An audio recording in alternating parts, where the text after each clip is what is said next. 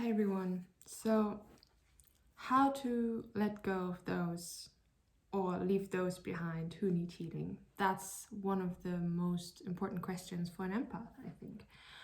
I found myself several times in relationships where I thought, and I still do, I find myself in situations where I think, how can I leave those people behind who need so much healing? And I'm so aware of the fact that they need healing, right? So, I've been thinking of how are we able to raise consciousness on the planet, right?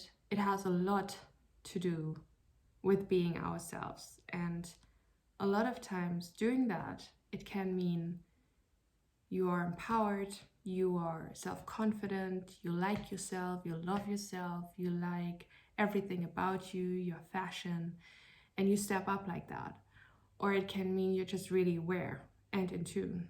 You are a goddess, for example, those women who are goddesses, which means they are just, they empowered themselves over and over again through challenging times and situations. So I was sitting with the question how we can raise consciousness on Earth that leads to people awaken or people understand that they need healing. Because the thing with empath is we attract a lot of those who need healing but are not wanting or willing to do the work. And as empath, we constantly see people's pain, feel people's pain, we read the energy, we are aware of the grief, of the trauma, of the pain. And we often attract those who are not aware of their own stuff and not aware of their own healing or the need to heal, or not aware of their own trauma and they need healing but are not willing to do the work.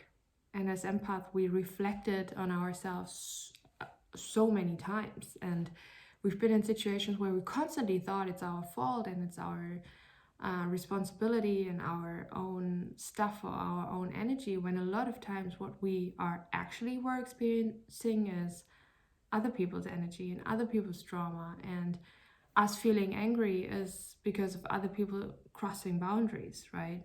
Because as empath, we are already quite aware and we read a lot of things.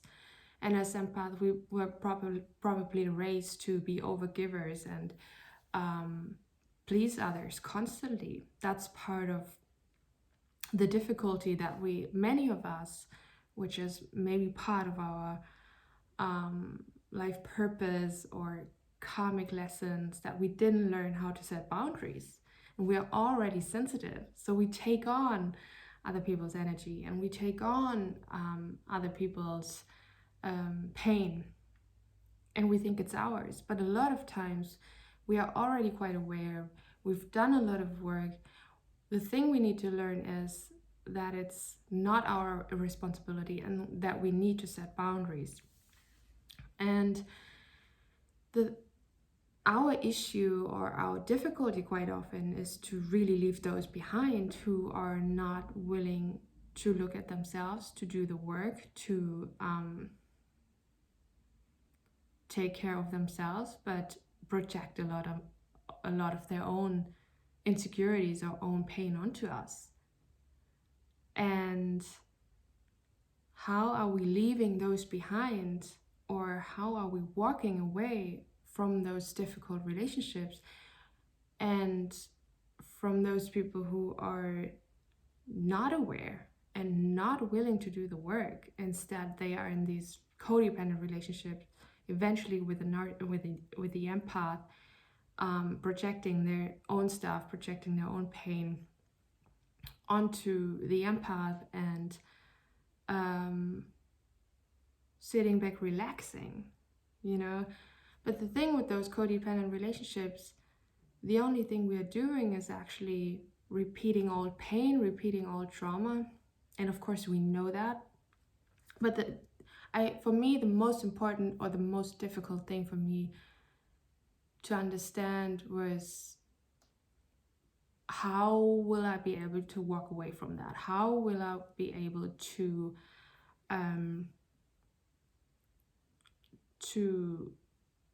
save myself and walk away? How can I justify as an empath understanding this person needs so much healing, they don't see their trauma? It's incredible how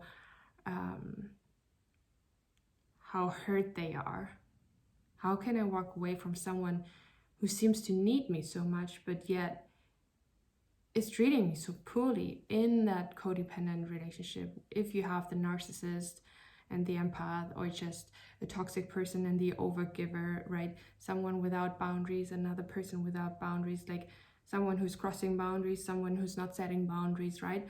Of course, those people will always come together because it's such a perfect match. So the most important thing for us to learn is to understand I'm not really healing them by letting them cross my boundaries constantly.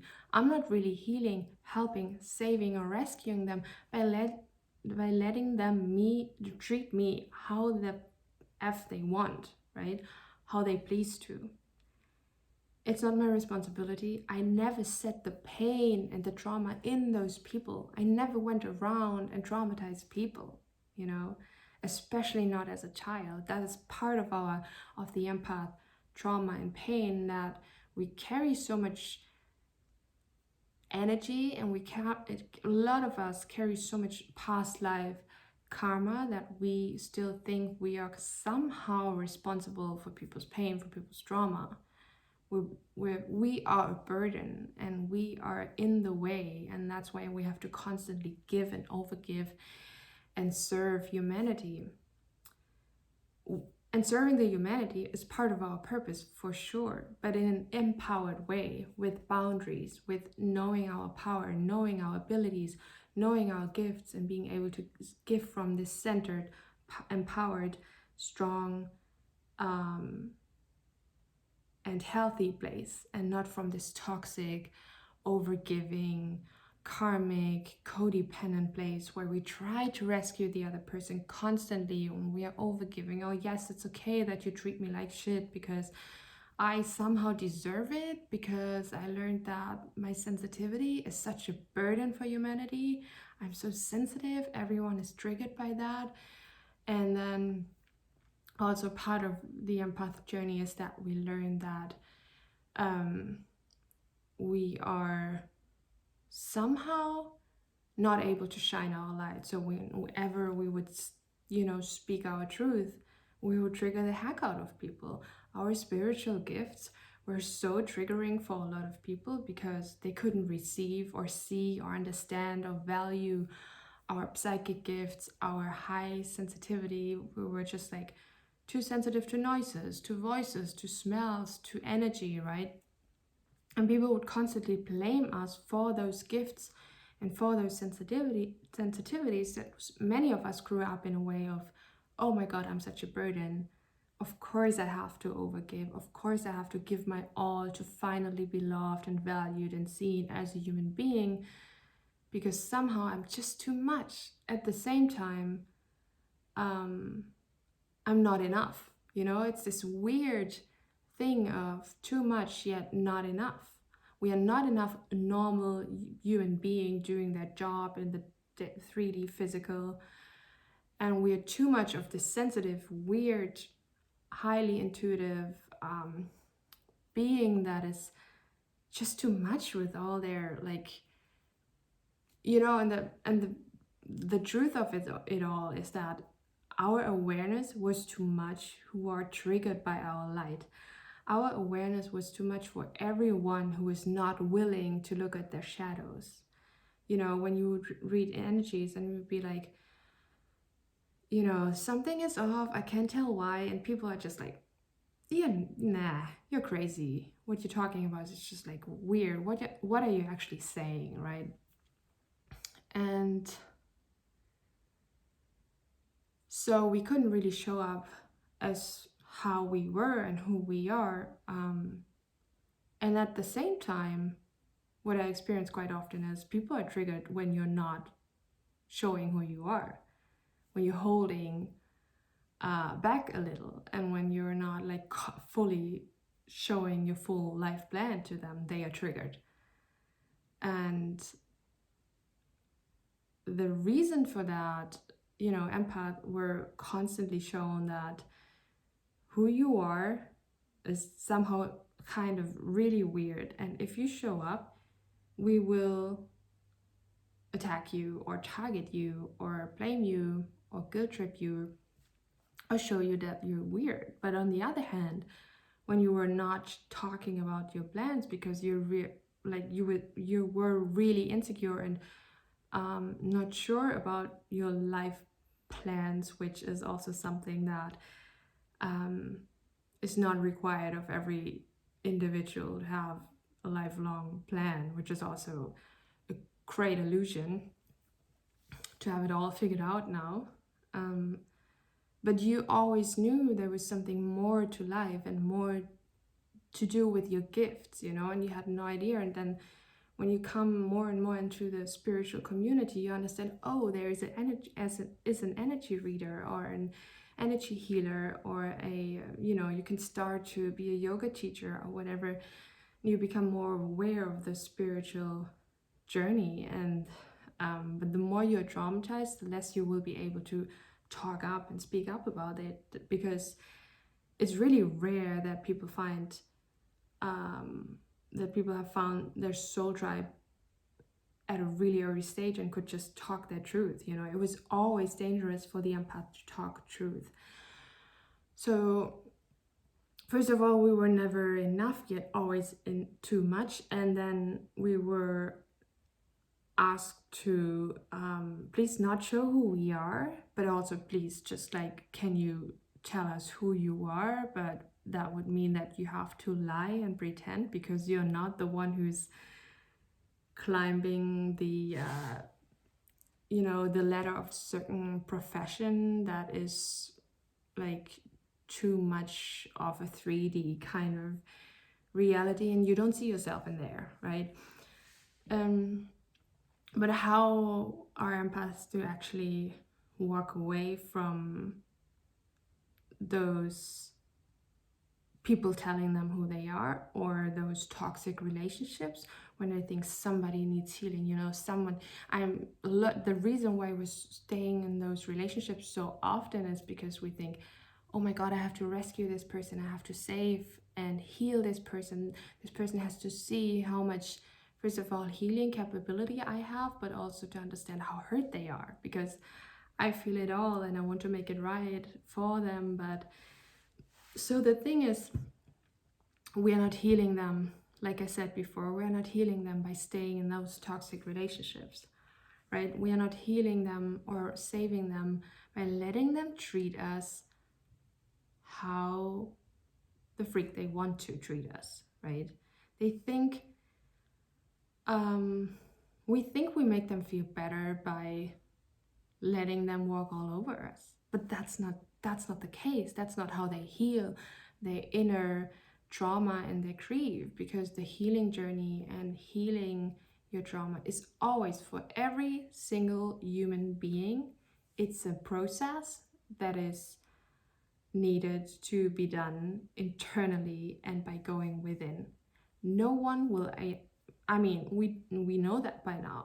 No one on the outside will be able to fix that for us. And yet we were trained to always look for outside sources. We were trained to always look outside of us for approval and permission and love and validation. And look what I'm wearing, look which car I'm driving, look which profession I have, look which title I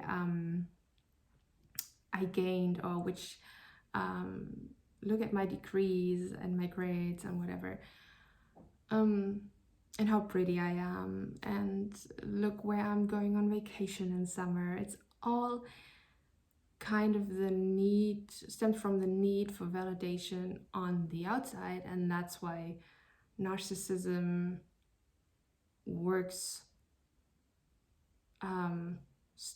often works with empath, because we are still kind of seeking validation in our relationships and the empath tried to heal the narcissist, and the narcissist just takes advantage of the empath. But it's not a process that is empowering for either one of them, right? And the most empowered thing would be the empath walking away from the narcissist, healing himself, nurturing their gifts, understanding the ability they have, their spiritual abilities. And the narcissist, the most healing thing for a narcissist would be to be left alone, so they can only look at themselves. And we're not saving them by letting them treat us poorly. We're just pretty much handing them over our power to do whatever with ourselves, with us. And the narcissist, I think, must really, really go. And that's a question, if that's actually possible. But we are healing on our own. We are awakening on our own. This is how we reflect the best and understand our journey the best, you know? That's why a lot of people who are dealing with loss and a breakup and death are actually going through an awakening, because the first step of the awakening is solitude, and then starting to reflect, starting to think of things. That's why 2020 is such a huge year for awakening, because of the isolation, because we had to isolate ourselves. And for awakening, we need solitude. And that is sometimes achieved through great pain and loss and death and disease, and somebody's leaving us, a breakup, right? And that's when we are on our own. And then when we are on our own, we can heal, we can reflect, we can look at things, we can because when you leave that narcissistic partner and they still try to, you know, suck you back or manipulate you, control you, talk shit about you in with other people, that's how they still are trying to hold on to control and power. But if you leave them with nothing, and they are sitting with nothing, no other person is around them, like maybe a lot of friends, they lost a lot of, like, just imagine the narcissist losing 10 friends or something. They will blame the friends for a long while. They will still blame the outside world for not seeing their value and how great they are, right? But just imagine this narcissist is sitting on their own for a few months and being on their own. This is a better chance for healing and for waking up and for understanding, oh, I was using people to feel better. Why did I, eventually, I have no idea if a narcissist could awaken or change. I guess, I bet, but it requires them to go within and to be really left with nothing. And that's how we heal. We are left with nothing but our own self, our own healing abilities, our own intuition. Because if we are left with nothing, that's why a lot of spiritual people choose nothingness, choose minimalism, choose to be on their own, choose to go into the mountains, into nature, into the woods, choose solitude. That's why people in prison go through an awakening, because they are left with solitude. And when you're left with nothing, the only thing left is yourself.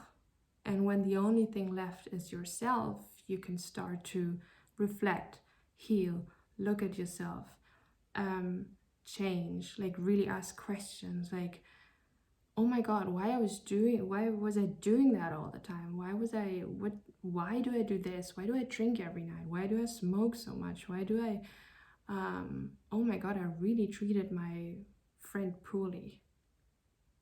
But therefore they have to be left with nothing, and not with the empath who's constantly trying to save them and heal them and rescue them and make it right for them and tiptoe around them and make themselves flat as possible to be a perfect doormat, just to be used like such.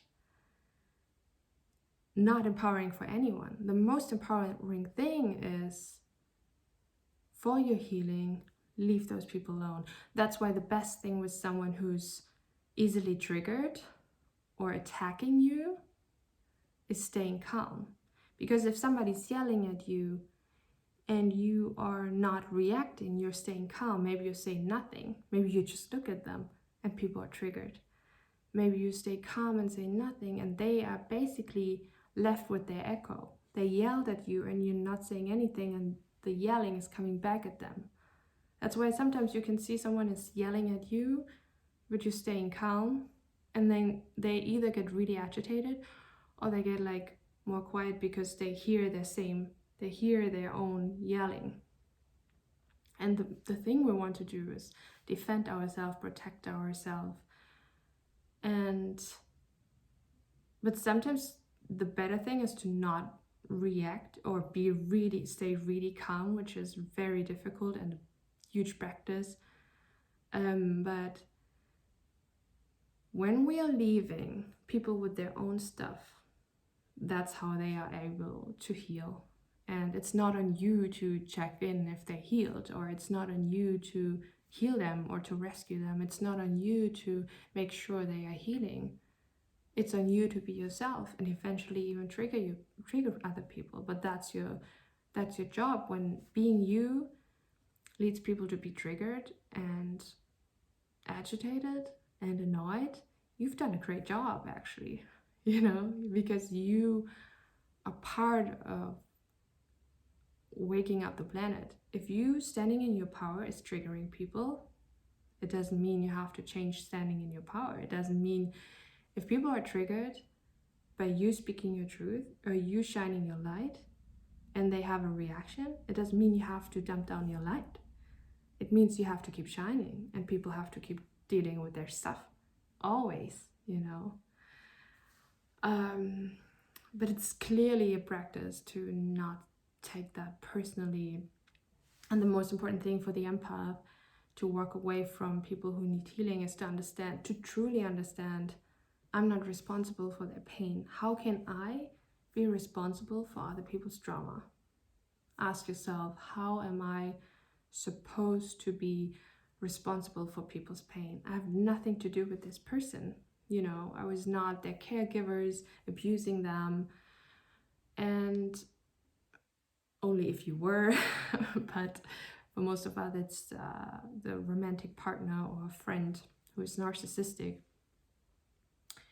And we think, oh my God, they need so much healing and I wish I could save them and rescue them. So I stay there. And I think the smaller I make myself, the better they will become. But that's an illusion, because they only become better when they have time to heal. And at some point I understood, I let you heal and I walk away and do my own stuff. And first thing is to understand we are not responsible. How would I be responsible for people's trauma? Second of that is I can't do the inner process for someone who needs to do the inner process. I can't do the work for someone. I can't do the internal work for somebody else, right?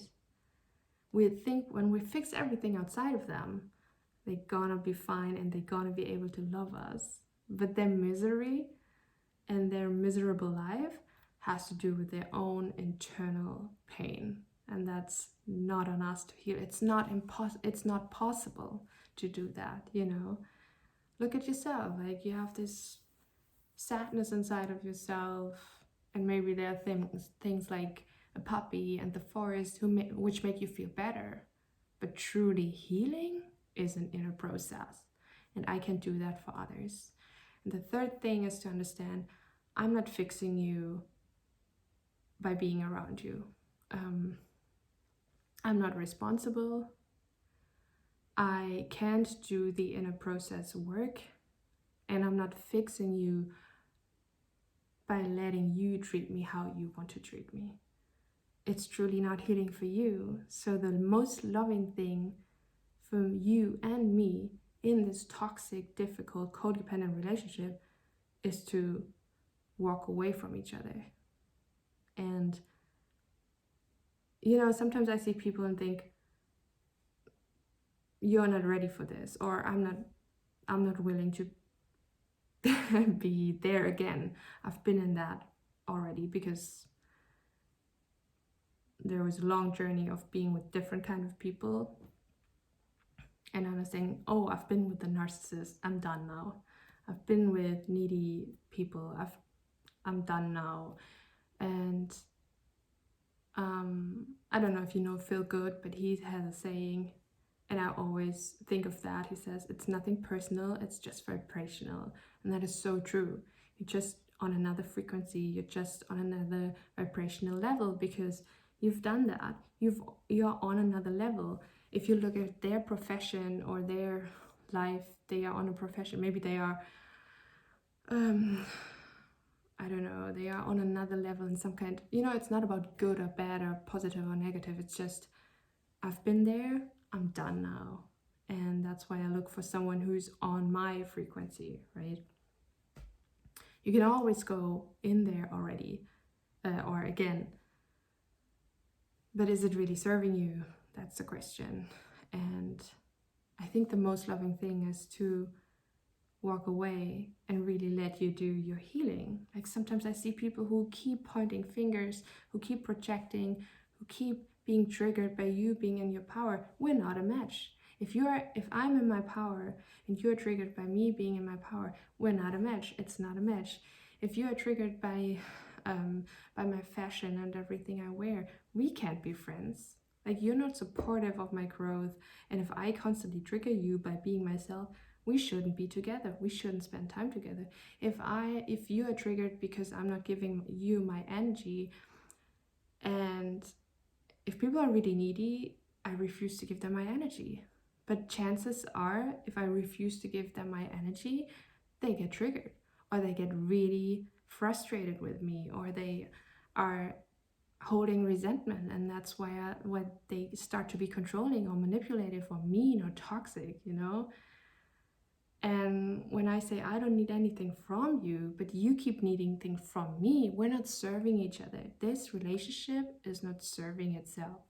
We're not healing each other, and we're not feeling good with each other. If you constantly need something from me, but I'm empowered, and you're triggered by me being empowered and not giving you my energy, for some reason you think you have access to my energy, or you are required, or you are kind of deserving of my energy. Why do you think that? That's something you have to reflect, right? I don't have to change when I don't feel like I want to keep giving needy people my energy. It's not that. And that's just an example. It doesn't mean I was never needy. If I have a needy moment, I'm like, oh, I keep needing energy from that person, and that person is not really here to do that. They are not responsible for me needing energy from them. So it's something I have to look at, right? But if people are not aware of that, it's really difficult to have a mature,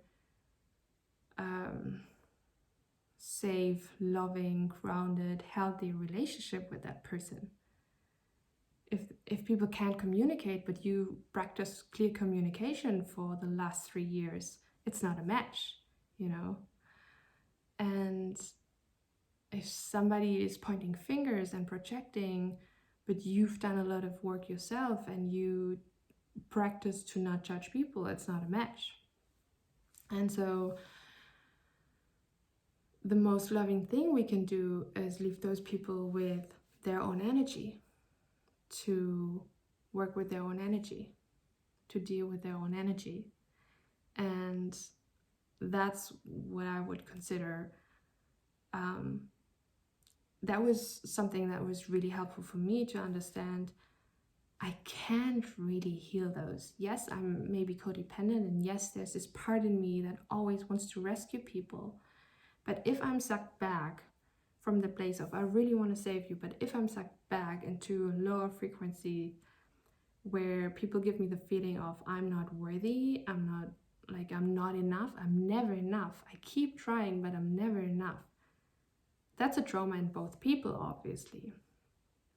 If I keep being sucked back from a first really empowered, self-loving place and wanting to be with you in a loving relationship, and maybe there's this part that wants to heal and rescue you, but if I keep being sucked back in lower frequencies or lower energies and I'm not truly empowered in that relationship, it's not something or somewhere I would like to go anymore, because I've been there several times and I'm tired of ending up on the ground again, you know. And so the most loving thing for both people is to understand, okay, where do I want to go? And is that person matching where I want to go and of support? Or do they have to do a lot of work on their trauma and I want to go somewhere else and I'm not being able to be of service in that case? And like, if you really need to heal, you need help, you know, you need the awareness, I need help because I have this huge trauma, and there are professional people out there who are able to help you. It's not ever going to fully work in a relationship because one person is going to suffer and the other person is going to take advantage of your energy and just taking without giving back. And that's why the most loving thing we can do is really let this person figure it out themselves.